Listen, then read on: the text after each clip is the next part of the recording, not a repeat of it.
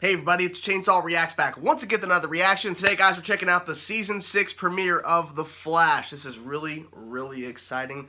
The ghost is trying to wake up. We'll see if she actually does get up. I think you saw her hand for a second. She's trying to wake up. She had a long day at work, so she might skip this one. I'm not really sure. But she's really excited for the show, so hopefully she'll wake up in the next couple minutes.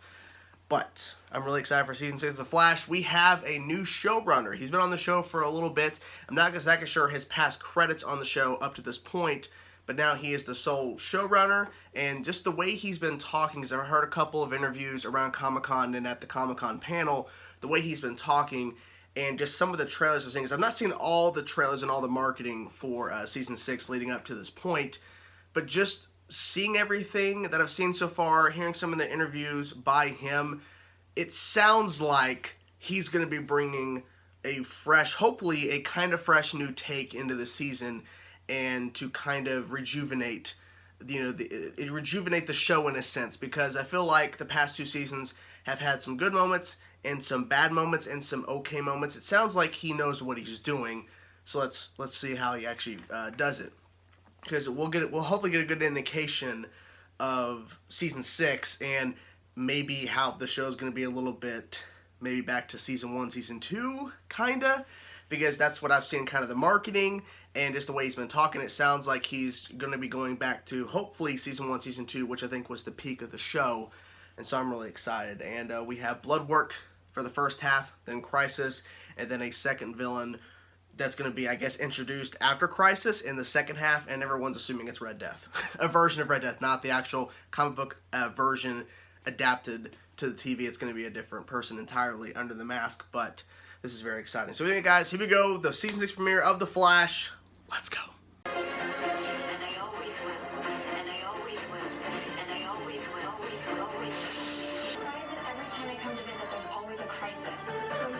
Territory. Well, what's later?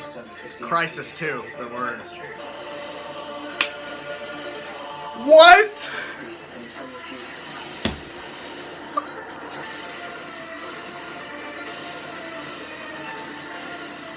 Ooh, look at this. That looks good. Oh my god.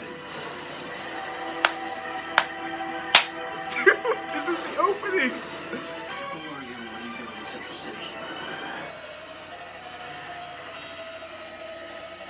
Congratulations on the citizen.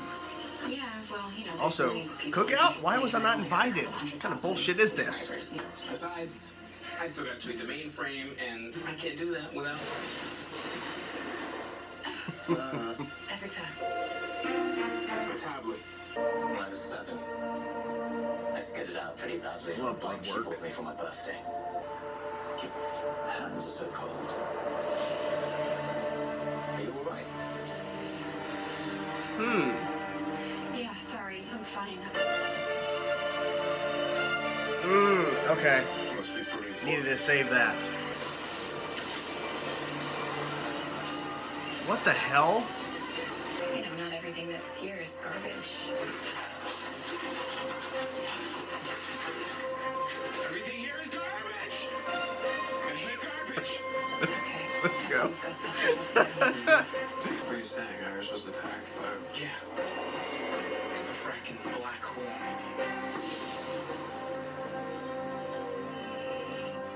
That was a cool exterior shot. My name's Dibney. Yeah. Ralph Dibney. It's a way to make an entrance. Whoa! Oh, I'm sorry. What's going on with her? Been having these random frost outs lately. For how long? I couldn't save a king. Had to watch as a body betrayed her. Do you know how H&H works? And you know the cancer literally boils you from the inside out. Can you imagine? That must have felt like. Oh my god, this is a potential cure. But what's the bonding agent strengthening the body's defenses? Dark matter. I know what you're thinking, Kate. I thought the same thing too at first. But I've been running simulations for months and they all show the same results. She didn't have to die, Kate. No one with HOH does. It sounds like she chose to. You could help me stop it.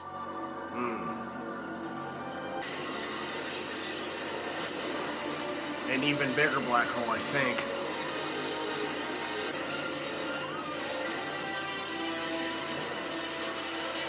Come on.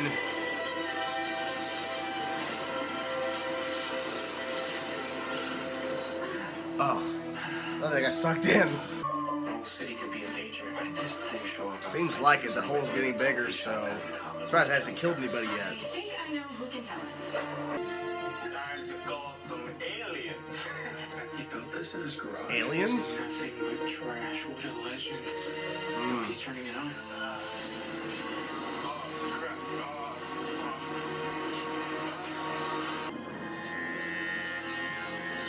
Who's this dude? Whatever pissed you off won't be a problem anymore. Why does he need that? Chester, can you hear me? I don't know. He's the complete opposite of his video. And I know that is selfish because one day I'm gonna get to see Nora again. But it won't be our Nora, you know? Yeah, it'll be a The that different we knew, the one. that... It's Chester. He's doing it. Maybe?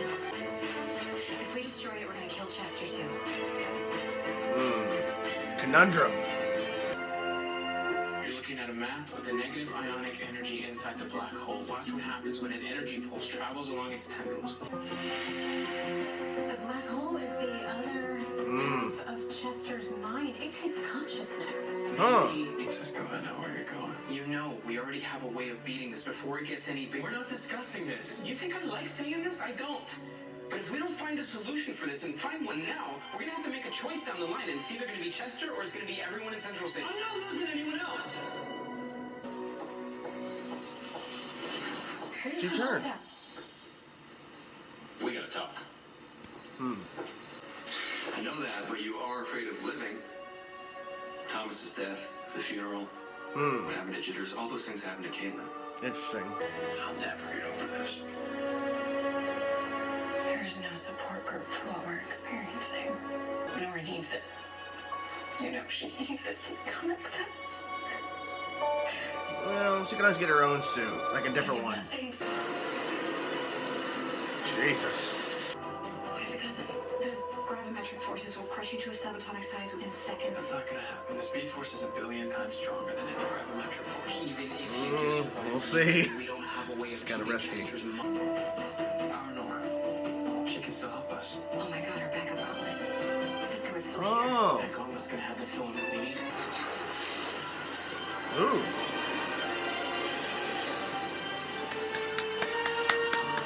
You're welcome. Yeah. She's finished. Saving this for rain since day one.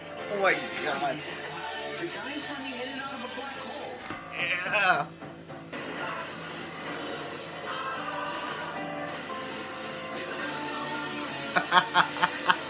That's your window. Yeah. Woo. Look at that shot.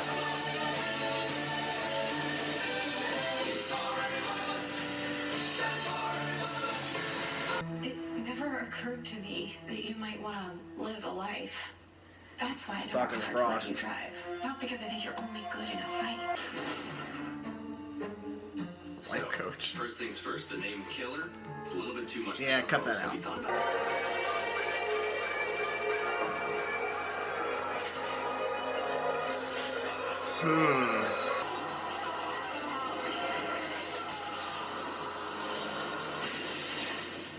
So,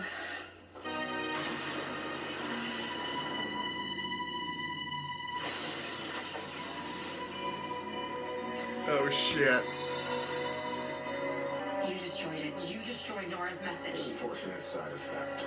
But I needed to discourage you. From doing what? Hoping. Your determination is boundless, Flash. This Barry has 5 years before he vanishes. no longer. December 10th, 2019. On that day, he will answer the call and make the ultimate sacrifice. Damn. Soon. I don't need to understand them. Just tell me what I can do. To survive,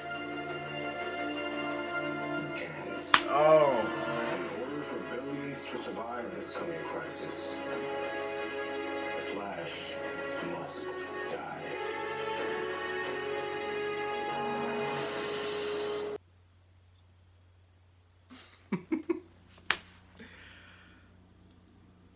That after credit scene just kept going and going and going. There's a lot of things to unpack here. She's sleeping. Let's start off with the ending. Okay? He just tells him straight up. I think he said December something. I think he said a specific date. I gotta go back and rewatch that scene because there's a lot of information all at once. He tells him he's gonna die. Now, I've been saying that since we have those 3 episodes in December, and then we have the last 2 episodes of Crisis in January, that it's some sort of cliffhanger at the end of episode 3 to hold people over until the last 2. So I'm guessing he's talking about that. I guess. That's my theory. Because in Crisis in the books, Barry sacrifices himself. Like, it happens. So it's like, oh, they're going to do that too? Probably not the way we think, but I don't know. Seeing the monitor show up, man, and the fact that he admitted that, I think he said that, yeah, I destroyed that.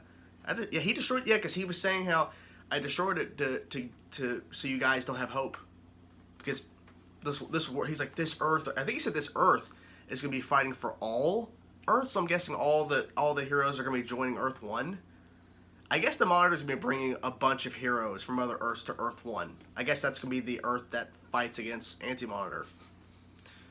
But we have Flash Season 6 to talk about, not so much the Crisis, but wow. Okay, so I really enjoyed this episode. I actually tweeted, let me actually pull up my phone here, because I actually tweeted this out, because I honestly feel that this new showrunner is doing a kick-ass job. He's doing a great job. So here's what I tweeted out after the 3rd segment had ended. It was halfway through the episode, the commercials. I said, I'm honestly feeling a different vibe, pun intended, about this episode of The Flash. The music, the tone, everything. It feels like I'm watching a season 1 or 2 episode of The Flash. And it honestly feels that way. It feels like a return to form, if you will, at least in some aspects. I could tell the music definitely had more going on, like some more layers in the music, because a lot of times with these CW shows, these Arrowverse shows especially, sometimes the music can just be, it's just there. It's just there, so there's not dead silence during a scene. But it felt like in this episode, music was being used specifically for things, and it felt like there was a reasoning to have the music there, and it made the scene feel different because of the music being added to it. It didn't feel like it was just there just to be laid under the dialogue. It felt like it had a purpose. You know what I'm saying? And the whole thing about opening with what we think is Godspeed, but it's some clone or something. I think they said like it's the 4th one they've caught this month or something, and it's not the real Godspeed. That's very interesting, and that was a great opening. Like, that was just epic to open that way, because if it was any other type of situation, like a previous season, they would just open up with just a random bank robber or something, or somebody hijacking, something, or they're like having a shootout with the police. But in this, they fucking brought in Godspeed. They brought the suit back, but then they had a little twist. Like, there's something going on with Godspeed. Like, there's no way they throw in a little tidbit there at the beginning of the episode of the season 6 premiere, and having it be, it's some sort of clone thing, we don't know what the hell's going on, and it just, it screams or whatever. Something's up with that. The black holes being triggered by this, I think his name's Chester, I think that's what his name was, or, interesting. And I love how in that segment where the black hole's over the city, and I actually saw, I think it was Charizard Master, I think that was on Twitter, something about season 1 vibes. I saw that tweet somewhere as I was scrolling through commercial break. It felt like a season 1 finale vibe with the thing hovering over the city. Cisco playing that music, Flash, it was so perfect. And then they revealed the new suit, phenomenal, and also Killer Frost's new suit as well. And then the reason why he was in the black hole for so long was because getting Nora's suit out of there that was lost when Iris went to go get it. And I gotta say, and I was tweeting this out too, and I don't know if I mentioned it in that tweet I read out about the vibe, pun intended, of this season feeling like season 1, season 2 in a sense, this episode. But the locations they were using in this episode, they were actually using different locations, because it got to a point where, especially in season 4 and season 5, a lot of the times they're just in some part of Star Labs for like 90% of an episode.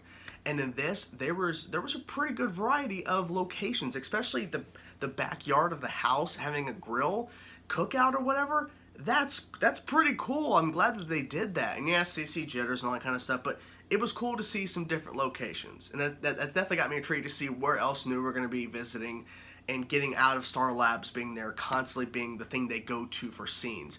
It's essential for some stuff, but you got to get out of there. You can't just have the actors stuck in there, because they'll get tired of the fucking show. They'll get tired of filming, like, because they're seeing the same 4 walls every single day. So it's nice to have switch up.